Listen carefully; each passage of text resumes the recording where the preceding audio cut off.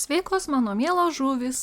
Šiandien pakalbėsim apie tai, kas laukia jūsų per ateinančią savaitę nuo tada, kada žiūrite šį video. Gali būti, kad šita savaitė jūsų bus gan lėta, bet tas lėtumas nebus toks blogas.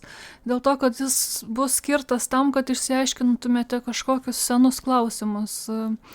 Išaiškės kažkokie seniai jūs varginantis klausimai, dėl to truputį lėtai, kantriai gali tekti eiti per savaitę.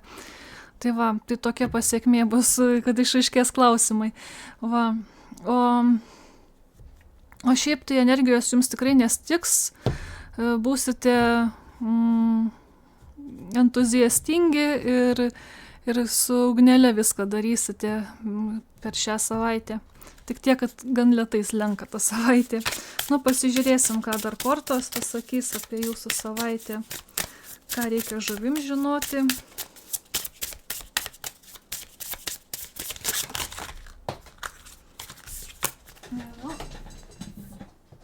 Kas čia? Žinutės kažkokios laukiate, tai pažiūrėsim. Pažiūrėsim daugiau, ką reikia žuvim žinoti. Parkas.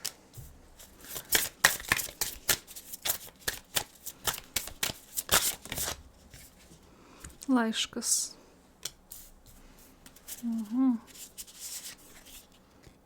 Kalnas.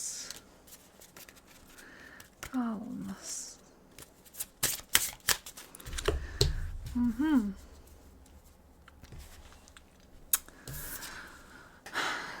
Gali būti, kad šią savaitę daug judėsite, tiesioginė to žodžio prasme, gali būti, kad reikės daug vietų aplankyti ar įstaigų.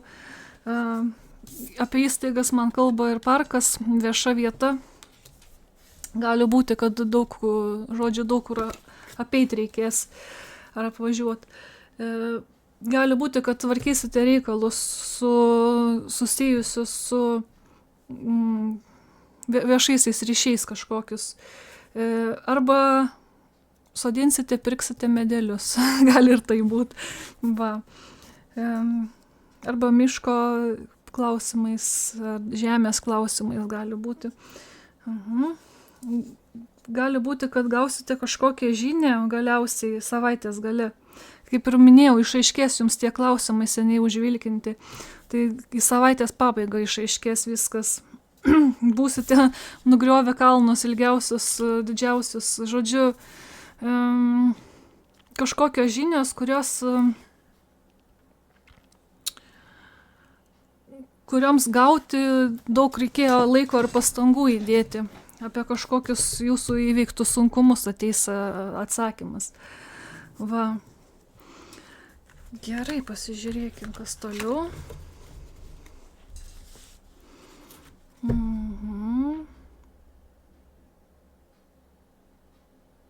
Bet jūs to žinios laukit, jau žinot apie ją, nebus netikėta ta žinia. Va. Tik tiek, kad man tas kalnas čia nelabai patinka, bet man atrodo, kad jis rodo, kad jūs įveikėt tuos kalnus. Va. Arba ta žinia labai didelė, labai reikšminga jums. Gerai, pasižiūrėkim, kokios čia žinutės jūs laukit. Šitos kortos ką tik buvo iškritusios kitam būrime, bet krenta tai krenta. 6 taurių ir riteris lazdų. Laukiate žinių iš žmogaus, kuris gali būti jau seniai nematytas, seniai negirdėjote žinių iš to žmogaus. Gal jisai kažkur toliau gyvena, atkeliauja gal pats žmogus iš kažkur, iš užsienio gal grįžta. Va. Arba kartu jūs prisiminsite savo keliones, savo nuotykius kartu patirtus, o gal net susiplanuosite ir naują nuotykį kartu patirti. Va.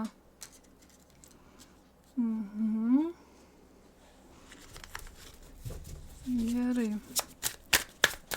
Kas dėl parko, kokie čia viešieji dalykai.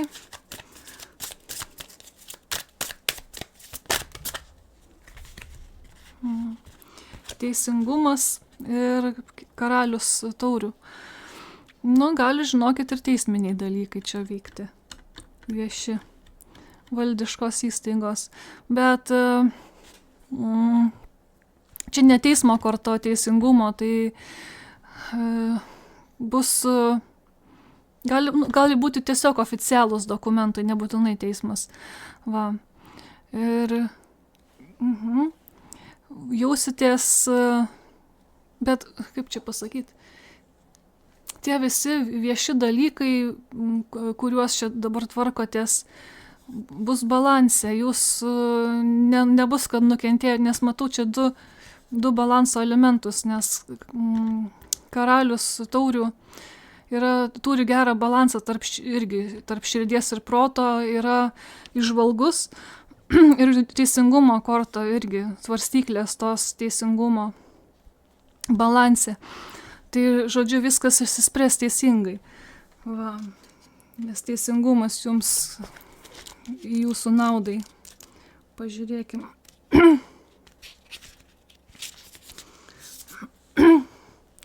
Teisingumas, karma, pasiekmės, teisė, teisybė, priežastis ir pasiekmės. Žodžiu, bus viskas nuspręsta teisingai ir taip, kaip turi būti. Gali būti, kad sprendimai, kuriuos priėmėte praeityje, bus teisingai įvertinti. Jeigu buvo, kad buvote kažko nuviltas, kažko apviltas, tai ateis dabar teisingumo laikas ir palengvėjimo laikas. Kita vertus, jeigu jūs kažkam sukėlėte skausmą, tai irgi būkite atsakingi už tai. Atsiprašykite ir turėkite atsakomybės. Svarstyklės į abi pusės veikia. Bet man iš tų kortų, kurias matau dabar, tai panašu, kad gali būti, kad prieš jūs kažkas buvo neteisingai padaryta ir dabar išaiškės viskas, išsilygins tos svarstyklės. Čia karalienė, man reikia karalius sekantis.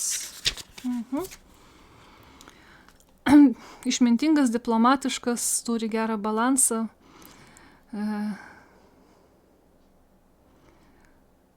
Kaip ir sakiau, įžvalgus ir turi gerą balansą, kai vyksta kažkokie sunkumai gyvenime. Jeigu vyksta kažkokie konfliktai irgi. Ir taip pat primena jums išgyventi visus jausmus, kokius tik tai jaučiate. Va, ir gerus, ir blogus.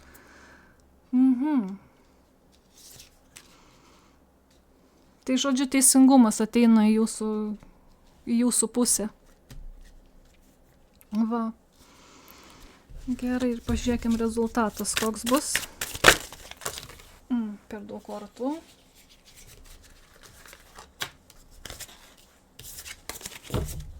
Klausiu iš naujo, koks bus rezultatas. 3 net kortos.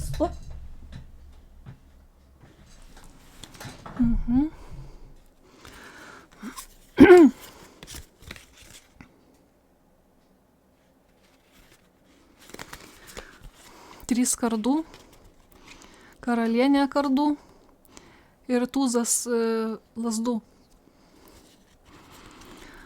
Rezultatas tame, kad jūs iš savo visą skausmą, kurį patyrėte, ateis susitaikymas su tuo ir svajonės pildysis. Gali būti nauja pradžia ateina, gerovės didelės svajonių pildymo. Va. O karalienė kardų yra tokia teisinga, išmintinga ir pasitikinti savimi. Tai iš tos skausmo reiškia jūs įsivaduosite. Tuo aš dar užmesiu akį į knygutį. Tiek tų kardų čia mums prikryto. Karalienė. Taip, ji yra nuoširdi, nepriklausoma, teisinga, kaip ir sakiau, objektyvi. Gali būti, kad truputį bijote į savo pilną potencialą žengti. Arba turite kažkokių iššūkių su ribų statymu. Arba savo balso reiškimu.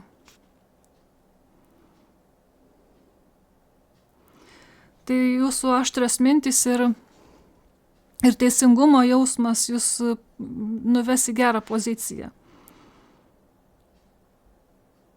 Ir peržengsite per visas emocijas su loginiu mąstymu, žodžiu, kad ir rodo balansą, ne tarp galvos ir širdies, tarp proto, balso ir emocijų, bet karalienė kardų, jinai protų daugiausia viską sprendžia. Bet yra diplomatiška ir teisinga. Tai va, tai žodžiu, išgyvensite visus sunkumus ir ateis gerovė į jūsų namus. Nu va. Gerai. Nu, daug čia taro kortų šiandien aš jums parodžiau. Padirbkim su orakulais dar.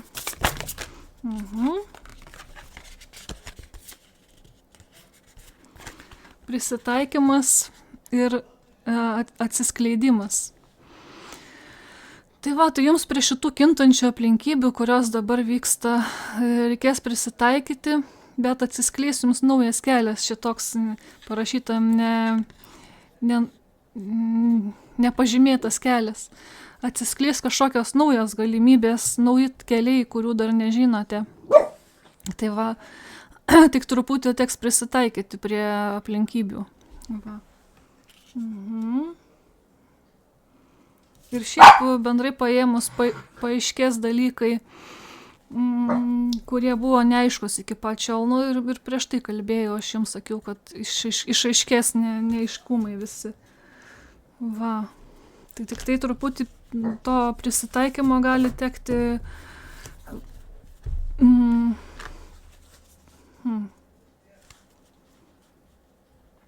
tie neaiškumai gali jums truputį nepatogumo sukelti, išaiškėja ir tiesiog prisitaikyti teks. Tai, nu tai va tokia situacija.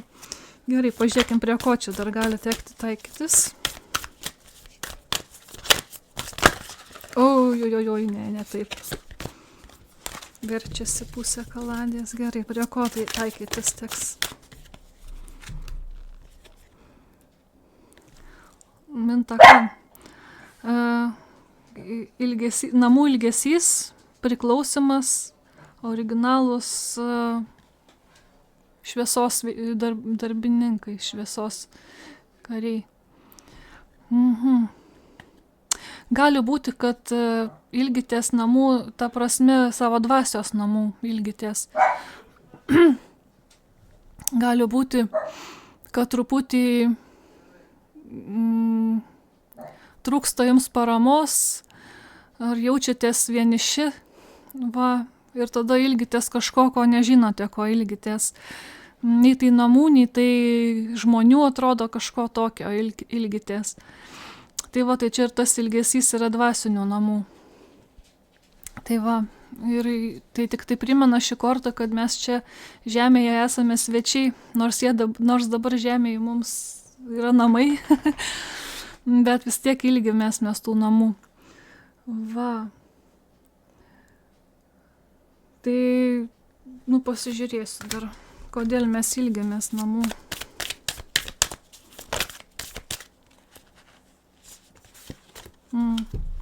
Dviguba misija. Ryšio kanalas ir prikeliam žmoniją. Taip, ilgimės namų, nes einame per savo gyvenimą, prikeldami kitus žmonės. Ir kartais truputį vieniši pasijaučiam. Tai va, einam, atiduodam save kitiems žmonėms, o patys truputį vieniši jaučiamės. Tai truputį, kaip čia pasakyti,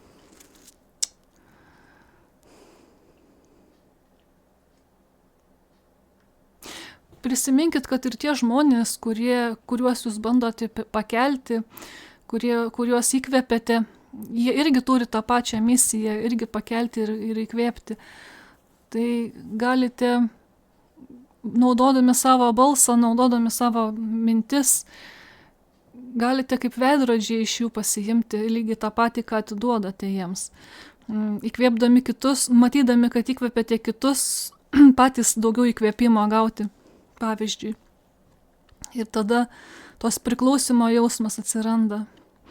Va. Čia į dvasinę pusę jau tos kortos krypsta. Gerai. Žiūrėkim vanduo, ką pasakys. Ką turėtų žinoti žuvis?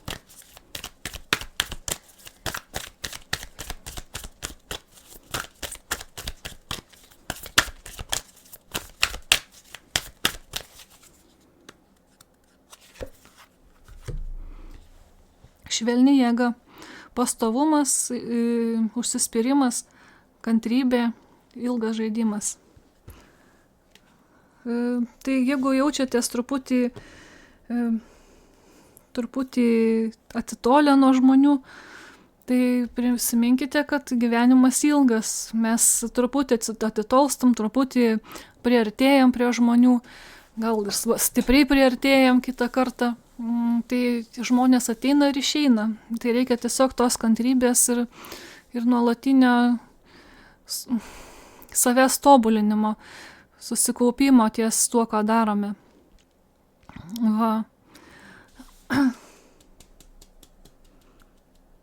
Ir vis tiek prisiminkite, kad esate bendruomenės dalis bet kokiu atveju, kad ir kaip jaučiatės. Va.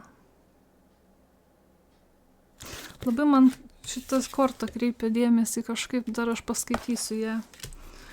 Jums grįžtam prie to rezultato. Įkvėpimas, apie įkvėpimą ir kalbėjau. Kūrybinė kibirkštis, nauja iniciatyva, nauja aistra, entuziazmas ir energija. Tai yra labai drąsi korta. Drąsiai padeda jums surasti savo balsą ir sukuria erdvę, kurioje galite savo viziją įgyvendinti. Jeigu kažką sugalvojate, tai tiesiog darykite. Ir kokią idėją turite mintyse, imkitės jos. Na va. Ir su kardų karalienė šalia, tai tuo labiau, nes ji yra tokia, kaip čia pasakyti, ryžtinga moteris. Tai va. Ir būkite kantrus.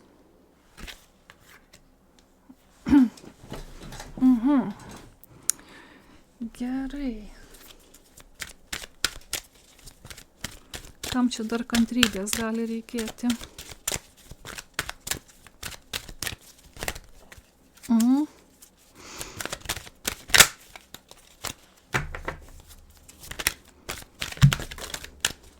Kantrybės korta iškrito. Klausia apie kantrybę. Išmintis. Na va, tai išmintį ugdyti reikia kantrybės. Jinai taip staigiai neatsiranda. Tas knygas perskaityti, ne, ir tą viziją sukurti savo išmintį, kurios trokštame. Tai va, tame ir kantrybė. Klausiu apie kantrybę, iškrito kantrybė. Taip įdomu. Tai va, apie išmintį. Kantrybės reikia mums, kad išmintį savo sukauptumėm. Ir tą išmintim dalintumėmės su kitais ir tuo prikeltumėm kitus, kaip ir prieš tai korta sakė, kad mūsų misija yra kitus prikelti ir įkvėpti. Tai dėl to reikia kantrybės, kad turėtumėm kuo įkvėpti vieni kitus. Gerai, pasižiūrėkim dar varnos, ką mums patars. anomalija.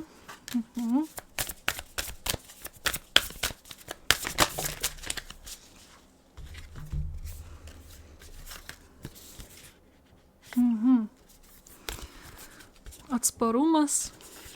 Čia prieš vėją skrenda. Naktis. Apgaulė. Ir anomalija.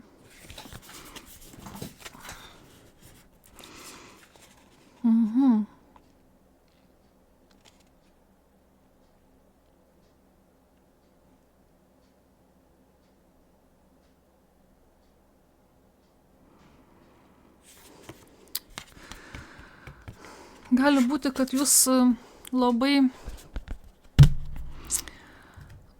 turite kažkokių gerų savo savybių, kurias slepiate nuo pasaulio. Ir tokia kaip apgaulė turbūt darote tiesiog neatskleisdami savęs iki galo.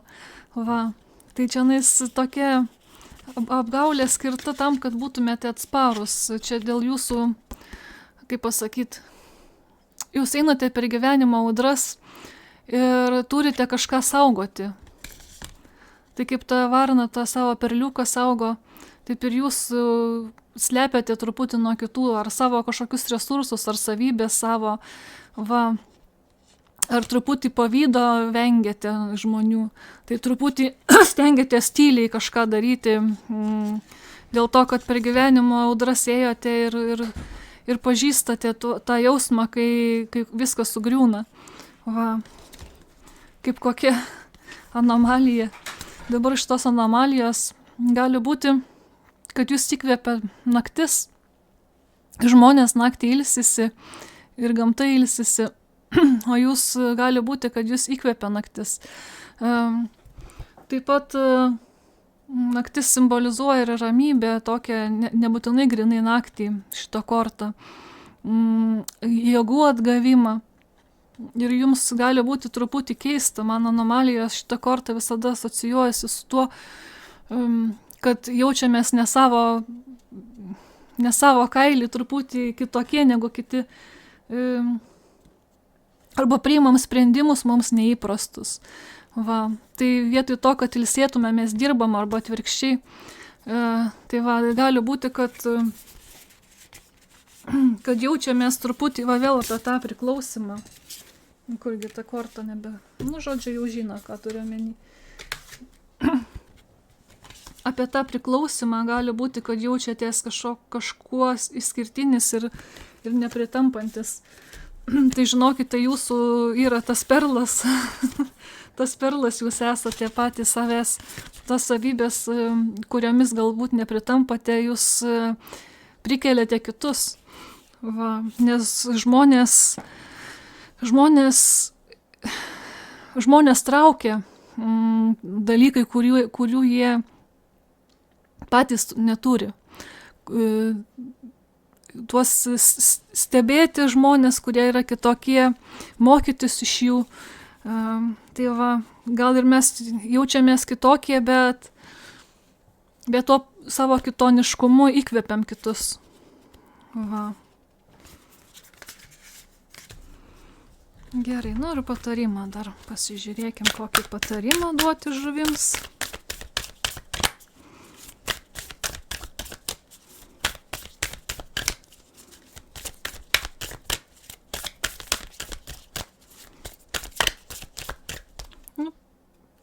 Gerai, šitą kortą.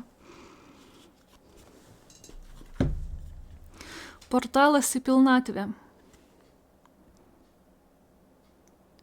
Priimkite troškimo dovaną. Tas yearning, tai toks troškimas, kai žinai, kad kažkas įvyks ir to labai nori. Toksai labai,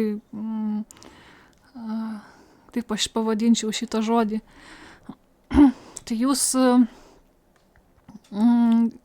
žengėte su savo visom savybėm, visais savo iššūkiais į savo pilnatvę. Va. Ir tai yra dovana.